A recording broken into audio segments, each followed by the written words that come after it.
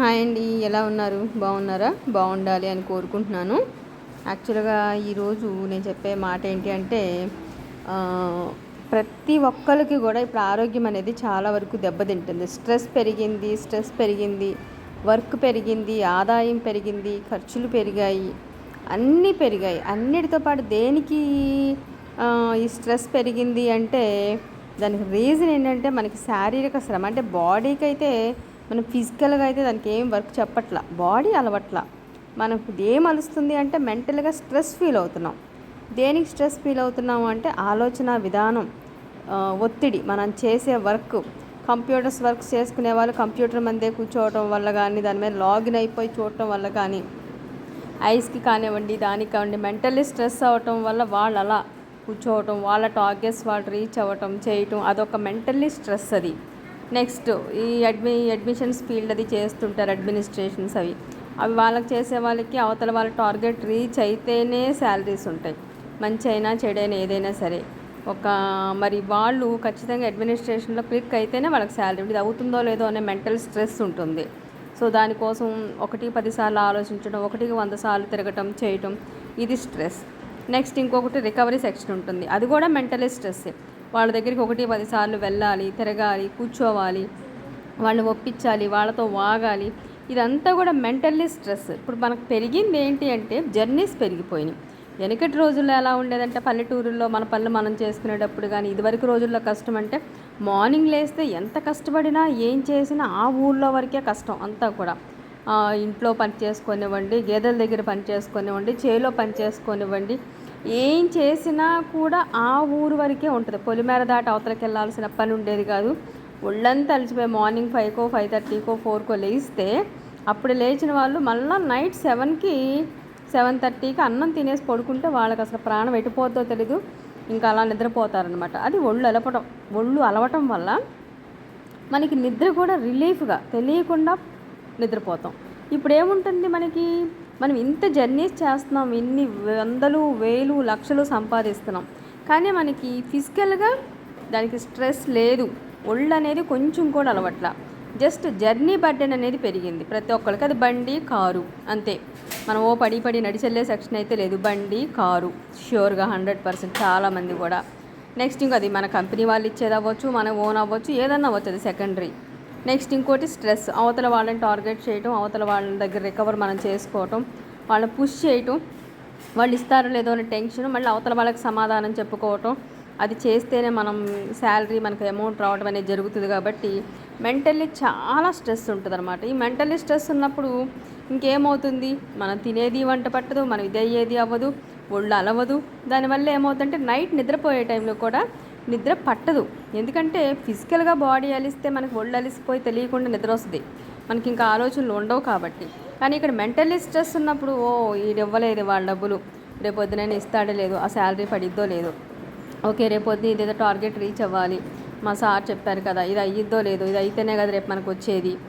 లేదు ఒక school teaching field ఉంటారు, వీళ్ళు ఫీజు కట్టలేదు, వీళ్ళతో కట్టించమన్నారు, కడతారో లేదో ఏమైద్దో. లేదు టీచింగ్ ఫీల్డ్ ఉంటారు, వాళ్ళకి మార్క్స్ వస్తాయో లేదు, మార్క్స్ వస్తేనే నాకు ఏదో గుడ్ టీచర్ అని అంటారన్నారు, ఇద్దో లేదో. ఈ ఎంతవరకు కూడా మెంటల్గా స్ట్రెస్ తప్పించి ఫిజికల్ స్ట్రెస్ అనేది లేదు. అసలు మనకు హెల్త్ ఫస్ట్ పాడవటానికి కారణమే ఆ ఫిజికల్లీ మనకి వర్క్ లేకపోవటం వల్ల. ఎందుకు అంటే మార్నింగ్ 7కి లేచినా 8కి లేవటం, గబగబా మనం స్నానం చేయటం, మనం తినేదేదో తినేయటం, కారో బండో ఎక్కేసేయటం, వెళ్ళిపోవటం, అక్కడ కూర్చోవటం, ఆ కంప్యూటర్ ముందో లేకపోతే చైర్లో కూర్చుని మాట్లాడటం చేయటం, ఎంతవరకే తప్పించి కానీ మనకు ఒళ్ళు అలుస్తుంది ఎక్కడ. ఇంకా ఎంతవరకు మైండ్కి పని చెప్తున్నాం అదైతే ఓకే, 100కి 200% దాని మీద ఫోకస్ పెట్టడం వల్లే మనకి మెంటల్లీ స్ట్రెస్ పెరగటం కానీ, హార్ట్కి సంబంధించిన ప్రాబ్లమ్స్ ఎక్కువ రావటం కానీ, మెంటల్లీ డిసప్పాయింట్ అవ్వటం కానీ, డిప్రెషన్లోకి వెళ్ళటం కానీ, ఒక మెంటల్గా చిక్కటిక్కగా కోపం పెరిగిపోవటము కానీ, బీపీ లెవెల్స్ కంట్రోల్ లేకుండా అవ్వటం కానీ, నెక్స్ట్ షుగర్ లెవెల్స్ అన్నీ పెరిగిపోవటం, చిన్న ఏజ్లోనే షుగర్స్ రావటం, ఇవన్నీ కూడా చాలామందిలో మనం చూస్తాం. ఇవన్నిటికీ రీజన్ ఏంటంటే మెంటల్లీ స్ట్రెస్ పెరగటం వల్ల. అసలు మనకు పెరగాల్సింది మెంటల్లీ స్ట్రెస్ కాదు, ఫిజికల్లీ స్ట్రెస్ పెరగాలి. ఫిజికల్లీ స్ట్రెస్ పెరగాలి అండ్ మనకి ఏంటంటే మనం వ్యాయామం, ఎక్సర్సైజ్ అనేది కాన్సన్ట్రేషన్గా ఒక 10-15 మినిట్స్ అయినా మన బాడీ మన కంట్రోల్లో ఉండేలాగా కాన్సన్ట్రేషన్గా ఒక 5-10 మినిట్స్ కూర్చుని అలా కొంత మెడిటేషన్ టైప్లో ఏదైనా చేస్తే కొంత మెంటలీ స్ట్రెస్ తగ్గడం వల్ల మన హెల్త్ అనేది మన కొంతవరకు కంట్రోల్లో ఉంటుంది అనేది నా ఒపీనియన్. సో ప్రజెంట్ ఉన్న బిజీ లైఫ్లో, బిజీ షెడ్యూల్ అయితే ఎవరికి వాళ్ళు చాలా మెంటలీ స్ట్రెస్ ఫీల్ అవుతున్నారు. అది ఏ రకంగా అవ్వచ్చు, ఎవరికి తగ్గ స్ట్రెస్ వాళ్ళకి, ఎవరికి ఉండే స్ట్రెస్ వాళ్ళకి. ఈవెన్ చిన్న చిన్న క్లాసెస్ నుంచి కూడా చిన్న పిల్లలకి కూడా, ఆడుతూ పాడుతూ తిరిగే పిల్లలకు కూడా వర్క్స్ బర్డెన్స్ కానివ్వండి, చదువు విషయంలో బర్డెన్స్ కానివ్వండి, అప్పటి నుంచి ఒక 5-6 ఇయర్స్ నుంచి బర్డెన్ స్టార్ట్ అయ్యి మెంటల్లీ స్ట్రెస్ స్టార్ట్ అయిన వాళ్ళు ఈవెన్ లైఫ్ ఎండింగ్ వరకు, అంటే లాస్ట్ బ్రీత్ వరకు కూడా స్ట్రెస్ అనేది ఏ రూపంలో, మెంటల్లీ రూపంలో ఉంటుంది. ఎక్కడ మన విలేజెస్లో కాదు, సిటీ లైఫ్లో, సిటీ కల్చర్లో ప్రజెంట్ ఉన్న మన జనరేషన్కి. ఎందుకు అంటే మన లైఫ్ స్టైల్ మారింది, ఆలోచన విధానం మారింది. ఎంతో ఎర్నింగ్ చేయాలి, ఏదో చేయాలి, మనకి ఒక హద్దులు అనేది లేకుండా, లిమిట్స్ లేకుండా మనకి ఉన్నదాంతో మనం సంతృప్తి పడం. ఇంకా ఏదో కావాలి. ఓకే, మనం ఫుడ్ పొట్ట నింపుకోవడం కోసం కష్టపడుతున్నామంటే ఎంతవరకైనా చేసుకోవచ్చు, దాంట్లో తప్పు లేదు. మనం అవతరాలు ఇచ్చేసారంటే మనం ఇచ్చేయాలి, దానికి రెండింతలు ఇంకా ఎక్కువ చేసుకోవాలని తాపత్రయాలకు పోయి ఇంకా చేసి మన హెల్త్ పాడు చేసుకుని అవన్నీ తీసుకెళ్ళి హాస్పిటల్ వాళ్ళకి ఇచ్చి అక్కడ 5 లక్షలు 10 లక్షలు బిల్లు చేస్తే అప్పుడు మనకు ఆనందంగా ఉంటుంది, ప్రశాంతంగా. ప్రజెంట్ అయితే అవే జరుగుతున్నాయి. నేను చాలామందిని చూస్తున్నాను, చాలా దగ్గరగా నా చుట్టుపక్కల, నా సరౌండింగ్స్లో, మా చుట్టాలలోనూ కూడా చాలా వరకు అవే జరుగుతున్నాయి. ప్రతి చిన్న విషయానికి స్ట్రెస్ ఫీల్ అవటం, అయిన దానికి కాని దానికి ఓవర్ రియాక్టింగ్ అయిపోవటం, హెడేక్ తెచ్చుకోవటం, బాధపడటం, టెన్షన్ పడటం, స్ట్రెస్ ఫీల్ అవటం, హెల్త్ పాడు చేసుకోవడం, హాస్పిటల్ అడ్మిట్ అవ్వటం, వాళ్ళు 1 lakh 2 lakh 3 lakhs బిల్ వేసేయటం, ఆ బిల్ హ్యాపీగా వాళ్ళకి ఇచ్చేసి ఇంటికి వచ్చేసి రెస్ట్ తీసుకోవటం, మళ్ళీ ఇంట్లో టేక్ కేర్ అని పెట్టడం, వాళ్ళకి 30,000 40,000 మంత్లీ ఇవ్వటం, 3 monthsకి రిలాక్స్ అవ్వటం. ఇంకా లైఫ్ లాంగ్ ఆల్మోస్ట్ ఏంటంటే తుమ్మితే తగ్గితే ఏమైద్దో అని భయపడుతూ బతకడం. ఇంకా జీవితానికి ఇంకా ప్రశాంతత ఎక్కడండి? సో ఉన్నంతలో ప్రతి ఒక్కటి కూడా టేక్ ఇట్ ఈజీ తీసుకునే విధానం ఉండాలి. ఆలోచన అనేది ఎలా ఉండాలి అంటే, టైం వచ్చినప్పుడు దానికి పర్ఫెక్ట్గా దానికి ఆన్సర్ అనేది చూసుకోవాలి, దానికి సొల్యూషన్ అనేది చూసుకోవాలి.